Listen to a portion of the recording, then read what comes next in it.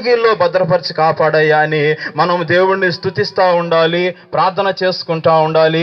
అంత మాత్రమే కాకుండా దేవుడిచ్చినటువంటి రక్షణ బట్టి ఆ రక్షణలోంచి మనం తప్పిపోకుండా దేవుడిచ్చిన రక్షణ వస్త్రాన్ని మనం ఏం చేసుకోవాలి, కాపాడుకుంటా ఉండాలి. శ్రమలు వస్తూ ఉంటాయి, ఈ లోకములో బాధలు వస్తూ ఉంటాయి, కష్టాలు వస్తూ ఉంటాయి, నెమ్మది లేనటువంటి పరిస్థితులు వస్తూ ఉంటాయి, మనము గలిబిలి అయిపోతూ ఉంటాం అనేక సందర్భాల్లో.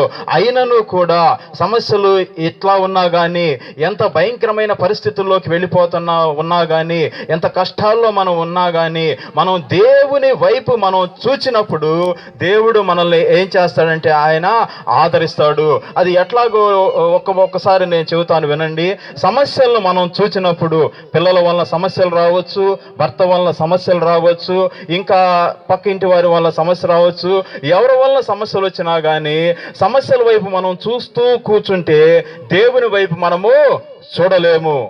సమస్యల వైపు మనం చూడకుండా సమస్యలు ఎప్పుడూ ఉంటాయి, కష్టాలు ఎప్పుడూ ఉంటాయి, వీటి వైపు మనం చూడకుండా దేవుని వైపు మనం చూసినప్పుడు సమస్యలు వాటంతటా అవే పోతాయి. ఎందుకు పోతాయి అంటే దేవుని మీద మనం ఆధారపడ్డాం కదా, దేవుని దగ్గర మనము మోకరించి ప్రార్థన చేస్తున్నాం, కన్నీరు విడుస్తున్నాం కదా, వీటన్నిటిని కూడా దేవుడు తీసివేస్తాడు. హల్లెలూయా. ఈ విధంగా రక్షింపబడినటువంటి మనల్ని దేవుడు ఈ యొక్క 3 మాసాలు కాపాడి 4వ మాసంలోకి మనల్ని ప్రవేశపెట్టాడు. ఈ మాసములో మనం ఏం చేద్దామంటే దేవునికి అతి దగ్గరగా జీవిద్దాం, దేవునికి సమీపముగా జీవిద్దాం. అంతకుముందు లేమా అంటే అంతకుముందు కూడా ప్రార్థన చేశాము.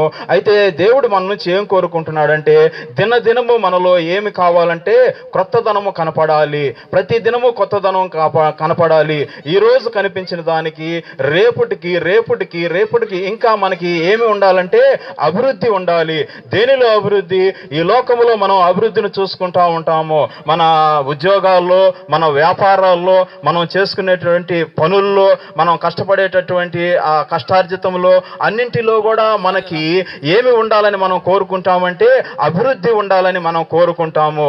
అయితే యేసయ్య అంటున్నాడు, ఏమంటున్నాడంటే మొదట నా రాజ్యాన్ని, నీతిని వెదకండి, అప్పుడు అవన్నీ కూడా మీకు అనుగ్రహించబడును అని మత్తయి సువార్త 6వ అధ్యాయం 33వ వచనములో ఆయన సెలవిస్తున్నాడు.